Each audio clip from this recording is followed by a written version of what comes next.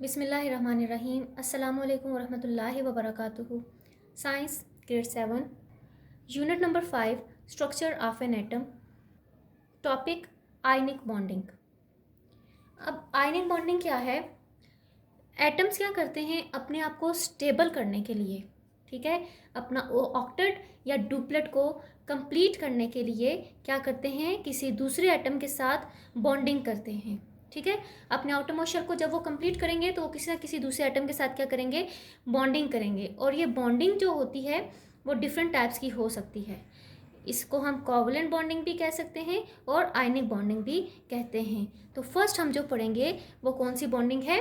Ionic bonding, जिसमें atom अपने आप को स्टेबल करने के लिए, अपने ऑक्टेट और डुप्लेट को कंप्लीट करने के लिए दूसरे एटम के साथ क्या करता है, बॉन्डिंग करता है। तो इसमें हम दो एटम्स देख लेते हैं। एक एटम दिया गया है हमारे पास सोडियम और दूसरा एटम दे दिया गया है हमारे पास फ्लोरीन। ठीक है, ये इनके सिंबल्स हैं। सोडियम को Na से रिप्रेजेंट करते हैं और फ्लोरीन को F से रिप्रेजेंट करते हैं। अब इनके एटॉमिक नंबर्स हम लोगों को बता दिए जाएंगे, तो हमने देखनी है कि इनमें कौन से टाइप की बॉन्डिंग होती है। तो चलें स्टार्ट लेते हैं कि हमारे पास जो फर्स्ट है वो है हमारे पास सोडियम। सोडियम का हमें एटॉमिक नंबर दे दिया गया है कि 11 है।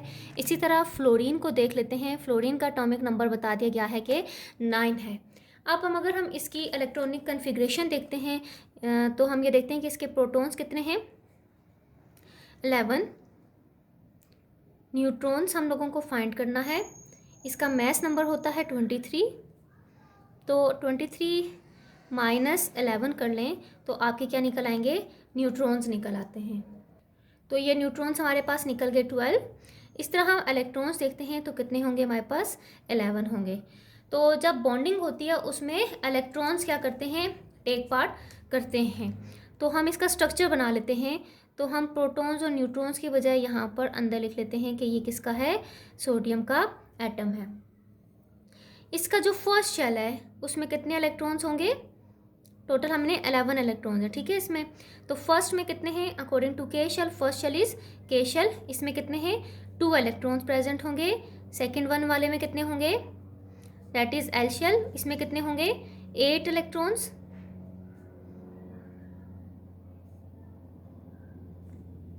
और थर्ड शेल में कितने होंगे हमारे पास, देखिए 8 इलेक्ट्रॉन्स ये हो गए सेकेंड में, 2 ये हो गए, 10 हो गए, और 11 फुल करने थे ना तो 1 इलेक्ट्रॉन यहाँ पर करना है। ठीक है, तो इसका फर्स्ट जो है शेल कंप्लीट है, सेकंड 8 इलेक्ट्रॉन्स वो भी complete, third one is incomplete है। अब क्या है, ये स्टेबल है या अनस्टेबल है, ये अनस्टेबल है। तो ये अपने आप को स्टेबल करने के लिए, मतलब ऑक्टेट अपना कंप्लीट करने के लिए 8, एक इसमें ज़्यादा है ना, तो अपने आप को स्टेबल करने के लिए क्या करेगा, ये एक इलेक्ट्रॉन को किसी दूसरे एटम को दे देगा ताकि अपने पिछले वाले शेल में आ जाए और ये स्टेबल हो जाए। तो यहाँ पर इन्होंने सेकंड जो दे दिया है वो एटम हमें कौन सा दे दिया है, फ्लोरीन का। तो फ्लोरीन का भी हम बनाते हैं, इलेक्ट्रॉन्स कितने हैं इसमें, 9 है। ठीक है, तो हम इसी तरह बना लेते हैं कि ये हमने फ्लोरीन का एटम बना दिए। और यहाँ पर क्या होगा, इसके फर्स्ट शेल में कितने इलेक्ट्रॉन्स हैं, 2, और सेकेंड शेल में कितने हैं, सेकेंड में आएंगे 7, 1 2 3 4 5 6 एंड 7। ठीक है, तो अगर मैं इसको क्रॉस से ये बना दूं तो क्यों मैं क्रॉस से इसको रिप्रेजेंट कर रही हूँ, क्योंकि अगर हमने एक एटम को डॉट से रिप्रेजेंट किया है तो दूसरे को हम क्रॉस से करेंगे ताकि डिफरेंस शो करने के लिए। ठीक है, कि इलेक्ट्रॉन्स कहाँ पर जा रहे हैं, कैसे बॉन्डिंग हो रही है, तो इस वजह से हम एक को डॉट से और एक को क्रॉस से रिप्रेजेंट करेंगे। तो अब क्या हुआ कि इसके आउटरमोस्ट शेल में या इसका वैलेंस शेल जो है उसमें 7 इलेक्ट्रॉन्स प्रेजेंट हैं। तो ये अपना ऑक्टेट कंप्लीट करने के लिए कितने इलेक्ट्रॉन्स लेगा, 1 इलेक्ट्रॉन को ये लेगा। तो ये इसके पास एक इलेक्ट्रॉन ज़्यादा है, या अगर एक इलेक्ट्रॉन इसको दे देता है तो ये इसका भी ऑक्टेट कंप्लीट हो जाएगा ना, पिछले वाले शेल में आ जाएगा। इसी तरह ये लेकर अपना ये भी ऑक्टेट कंप्लीट कर लेगा। तो क्या होगा, ये इसको अपना एक इलेक्ट्रॉन दे देगा। तो इसके बाद क्या होगा कि ये अपने पिछले वाले शेल में आ जाएगा। तो ये क्या हो जाएगा, हमारे पास कंप्लीट हो जाएगा, ये स्टेबल हो जाएगा। तो इसने कितने इलेक्ट्रॉन्स दिए हैं, 1 इलेक्ट्रॉन को दिया है। प्लस स्टैंड्स फॉर कि इसने एक इलेक्ट्रॉन इसने दिया है, और 1 स्टैंड फॉर एक इलेक्ट्रॉन को इसने दिया है, इसलिए इसको ब्रैकेट में शो करते हैं, ठीक है। तो जब ये चार्ज लग जाते हैं तो इट्स मीन कि Na+1, तो इसको बोलते हैं आयंस। जब एटम आपस में बॉन्डिंग करते हैं तो उस दौरान आयंस से शो किया जाता है कि कितने इलेक्ट्रॉन्स दिए हैं या कितने इलेक्ट्रॉन्स लिए हैं। तो इसको जो देते हैं उनको क्या बोलते हैं, कैटाइंस भी बोलते हैं। कैटाइंस मीन्स कि सोडियम ने इलेक्ट्रॉन को दिया है, 1 स्टैंड्स फॉर एक इलेक्ट्रॉन दिया है। इसी तरह फ्लोरीन ने जब ले लिया तो उस पर क्या आएगा, ये फ्लोरीन था, फर्स्ट शेल में 2 इलेक्ट्रॉन्स थे और सेकंड में पहले 7 थे ना, तो एक ले लिया तो कितने बन गए, ये एक सोडियम से जो लिया था, ठीक है। तो इसने 1 इलेक्ट्रॉन को क्या किया है, लिया है। तो इस वजह से फ्लोरीन पे कौन सा चार्ज आया है, माइनस का चार्ज आया, मीन्स कि माइनस लिया, कितना, 1 इलेक्ट्रॉन लिया है। तो इस वजह से ये A9 इसको कहते हैं। क्यों, क्योंकि A9 जो एक इलेक्ट्रॉन को लेता है वो A9 शो करता है, और जो एक इलेक्ट्रॉन देता है उसको कैटाइंस शो करते हैं। तो इस तरह इन दोनों एटम्स के दरमियान में आपस में क्या हो गई है, बॉन्डिंग हो गई है अपने आप को स्टेबल करने के लिए। तो that type of bonding is ionic bonding. Ionic bonding वो कौन सी बॉन्डिंग होती है, जिसमें कंप्लीट ट्रांसफ़र ऑफ इलेक्ट्रॉन्स होते हैं। अब इन्होंने पूरा कंप्लीट एक ट्रांसफ़र इलेक्ट्रॉन की एक दूसरों को दिया ना, तो this type of bonding is ionic bonding. अब नेक्स्ट टाइप ऑफ बॉन्डिंग जो हम पढ़ रहे हैं वो हमारे पास है कोवलेंट बॉन्डिंग। अब कोवलेंट बॉन्डिंग कौन सी बॉन्डिंग होती है, ये भी एक बॉन्डिंग है जिसमें 2 एटम्स आपस में बॉन्ड बनाते हैं, लेकिन इस बॉन्डिंग में क्या होती है, शेयरिंग ऑफ इलेक्ट्रॉन्स होते हैं, ठीक है। शेयरिंग मीन्स कि दोनों एटम्स को एक एक इलेक्ट्रॉन की ज़रूरत होगी। आयनिक में क्या था कि एक एटम के पास एक इलेक्ट्रॉन ज़्यादा होता है, चाहे वो 1 हो, 2 हो या 3 हो, तो दूसरे इलेक्ट्रॉन के पास उतने ही इलेक्ट्रॉन्स कम होते हैं, तो वो आपस में क्या कर देते हैं, कंप्लीट ट्रांसफ़र कर देते हैं। कोवलेंट में दोनों एटम्स को क्या इलेक्ट्रॉन की ज़रूरत होती है, तो उस दौरान वो क्या करते हैं, शेयरिंग करते हैं। तो एक एग्जांपल ले लेते हैं हम कोवलेंट बॉन्ड की, कि हमारे पास एक हाइड्रोजन एटम है, ठीक है। अब ये इसका एटॉमिक नंबर क्या है, 1। मैं सेकंड भी ले लेती हूँ, हाइड्रोजन का ही एटम है, ठीक है, उसका भी आउटर मोस्ट में उसका एटॉमिक नंबर क्या है, 1। अगर मैं इसका इलेक्ट्रॉनिक कन्फिग्रेशन बनाऊँ या मैं देखूँ कि इसके आउटर मोशन में कितने इलेक्ट्रॉन्स प्रेजेंट हैं, तो कितने हैं, 1 इलेक्ट्रॉन ही प्रेजेंट है ना, इसमें भी कितना है, 1 है। स्ट्रक्चर बना देती हूँ, तो ये हाइड्रोजन है, इसमें एक इलेक्ट्रॉन ही होता है, ये भी हाइड्रोजन है, इसमें क्या है, एक इलेक्ट्रॉन ही है। अब हाइड्रोजन अनस्टेबल है, क्यों, क्योंकि इसका डुप्लेट कंप्लीट नहीं है, ठीक है। फर्स्ट शेल हमेशा डुप्लेट होता है, तो फर्स्ट शेल में 2 इलेक्ट्रॉन लाजमी होने चाहिए, तो इसका भी डुप्लेट कंप्लीट नहीं है, इसका भी डुप्लेट कंप्लीट नहीं है। ये पूरा का पूरा इलेक्ट्रॉन अपना इसको नहीं दे सकता और ना ही ये दे सकता है, दोनों को ज़रूरत है। तो दोनों आपस में क्या करेंगे, शेयरिंग करेंगे। क्या करेंगे, शेयरिंग करेंगे। तो शेयरिंग में क्या होता है, दोनों अपना एक एक इलेक्ट्रॉन शेयर करते हैं। कहाँ पर करते हैं, यहाँ पर। ये एक इस वाले हाइड्रोजन का हो गया और एक इस वाले हाइड्रोजन का हो गया है, ठीक है। तो इसमें क्या हुआ, अब अगर मैं सिर्फ इस हाइड्रोजन को देखूँ तो इसमें क्या हो जाएगा, 1 2, इसका कंप्लीट डुप्लेट। और अगर इसको छोड़ के मैं इसको देखती हूँ तो 1 2, इसका डुप्लेट कंप्लीट। तो इसमें क्या होता है, दोनों की शेयरिंग होती है। तो शेयरिंग के दौरान क्या होता है, ये एक इलेक्ट्रॉन कुछ टाइम के लिए यहाँ पर इवॉल्व कर रहा होता है, डुप्लेट यहाँ पर, और कुछ टाइम के लिए यहाँ पर। तो इसमें शेयरिंग कितनी हुई इलेक्ट्रॉन्स की, दोनों ने एक इलेक्ट्रॉन की शेयरिंग किया ना, तो that type of sharing is single covalent bond, मतलब एक इलेक्ट्रॉन की शेयरिंग की है। तो इस शेयरिंग को कौन से बोलते हैं, सिंगल कोवलेंट बॉन्ड बोलते हैं, ठीक है। तो कोवलेंट बॉन्ड क्या होती है, शेयरिंग ऑफ इलेक्ट्रॉन्स। इसी तरह अगर ये 2 एटम्स को शेयर करेंगे, कोई भी एक एटम है, तो अगर 2 एटम्स के दरमियान शेयरिंग 2 इलेक्ट्रॉन्स की होगी तो डबल कोवलेंट बॉन्ड। इसी तरह अगर 3 इलेक्ट्रॉन्स की शेयरिंग होगी तो ट्रिपल कोवलेंट बॉन्ड। अब नेक्स्ट टॉपिक जो है वो हमारे पास है मॉलिक्यूल्स एंड कंपाउंड्स। अब आपको मॉलिक्यूल्स एंड कंपाउंड्स का पहले डिफरेंस देखना है कि ये होते क्या हैं। तो उसके लिए हम सबसे पहले देखते हैं कि एटम्स क्या होते हैं। Atoms are the smallest particle, ठीक है। किसी भी मैटर में जो सबसे छोटा पार्टिकल होता है, एक यूनिट ऑफ पार्टिकल जो होता है, एक यूनिट होता है, वो क्या होता है, एटम होता है, सबसे स्मॉलेस्ट पार्टिकल जो कैन नॉट बी डिवाइड, जो मज़ीद क्या हो सकता है, डिस्ट्रॉय नहीं हो सकता और डिवाइड नहीं हो सकता। ठीक है, तो अब एटम्स में सेकंड टाइप हमारे पास आती है एलिमेंट्स। एलिमेंट्स क्या होते हैं, एलिमेंट्स होते हैं सेम टाइप ऑफ एटम्स, क्योंकि हमारा जो भी मैटर है वो एटम से मिलकर बनी हुई है। जो जितने भी मैटर हैं, अगर हम चाक ले लेते हैं, स्टिक ले लेते हैं, हम बोर्ड ले लेते हैं, जितना भी हमारी दुनिया में चीज़ें हैं वो सब क्या है, मैटर से मिलकर बनी है। उन मैटर्स में क्या है, मिलियन ऑफ एटम्स प्रेजेंट होते हैं। ठीक है, इसलिए हम उनको काउंट नहीं कर सकते। तो एलिमेंट्स क्या होते हैं कि कोई भी मैटर, मैंने जिस तरह आपको चाक की एग्जांपल दी थी, अगर ये एक चाक है तो इसमें ये चाक किससे मिलकर बना हुआ है, एटम से मिलकर बना हुआ है ना। कौन से एटम से मिलकर बना हुआ है, कैल्शियम के एटम से मिलकर बना हुआ है। तो एक एटम से तो मिलकर बना नहीं है, तो इसमें सारे कैल्शियम के एटम्स हैं। तो सेम टाइप ऑफ एटम्स जो होते हैं, जो मतलब एटम्स प्रेजेंट हों सेम टाइप के, तो उनको हम क्या बोलते हैं, एलिमेंट्स बोलते हैं, क्योंकि एक सिंगल एटम से कोई चीज़ नहीं मिलकर बनी हुई। ठीक है, तो अगर मैं कहती हूँ कि मेरे पास एक गोल्ड की शीट है, तो अब वो गोल्ड की जो शीट है वो सब गोल्ड के एटम से मिलकर बनी हुई है ना, तो मैं उसको क्या कहूँगी, एलिमेंट बोलूँगी। इसी तरह हमारे पास आता है मॉलिक्यूल्स आते हैं। ठीक है, अब अगर मैं कहती हूँ कि ये जो चाक था इसमें क्या है, कैल्शियम के एटम्स ही सब प्रेजेंट हैं। ठीक है, लेकिन ये कैल्शियम के एटम्स ग्रुपिंग की फॉर्म में या पेयर्स की फॉर्म में प्रेजेंट हैं। ठीक है, सेम टाइप ऑफ एटम्स है ना, सारे कैल्शियम के एटम्स हैं, लेकिन अगर ये पेयर्स की या ग्रुप की फॉर्म में प्रेजेंट हों तो हम उनको क्या बोलते हैं, मॉलिक्यूल्स बोलते हैं। ठीक है, सेम टाइप ऑफ एटम्स हों लेकिन ग्रुपिंग की फॉर्म में हों, हम उनको मॉलिक्यूल्स बोलते हैं। जैसे कि मैं कहती हूँ Fe3, ये आयरन है, Fe stands for iron, iron के 3 एटम्स प्रेजेंट हैं, तो ये हमारे पास क्या होगा, ग्रुपिंग हुई है ना, तो ये इसको हम बोलेंगे मॉलिक्यूल। अब इसी तरह मैं कहती हूँ Cl2, 2 क्लोरीन है, मीन्स के ग्रुपिंग हुई है 2 क्लोरीन की, तो ये हमारे पास क्या है, मॉलिक्यूल। अब नेक्स्ट हमारे पास आता है कंपाउंड क्या होते हैं। कंपाउंड ये होते हैं कि डिफरेंट काइंड ऑफ एटम्स का ग्रुप क्या बनाता है, कंपाउंड बनाता है।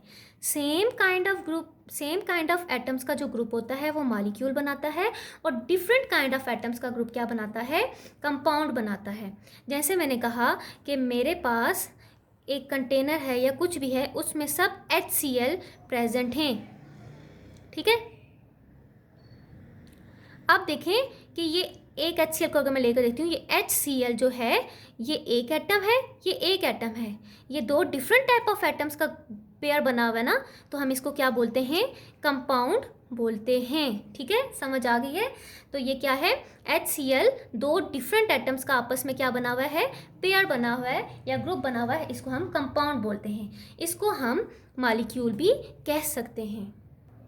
अब एक मिसाल, एक और एग्जांपल ले लेते हैं। जैसे H2O है, तो हमारे पास क्या है, ये हमारे पास हाइड्रोजन का और ऑक्सीजन का पेयर बना हुआ है ना।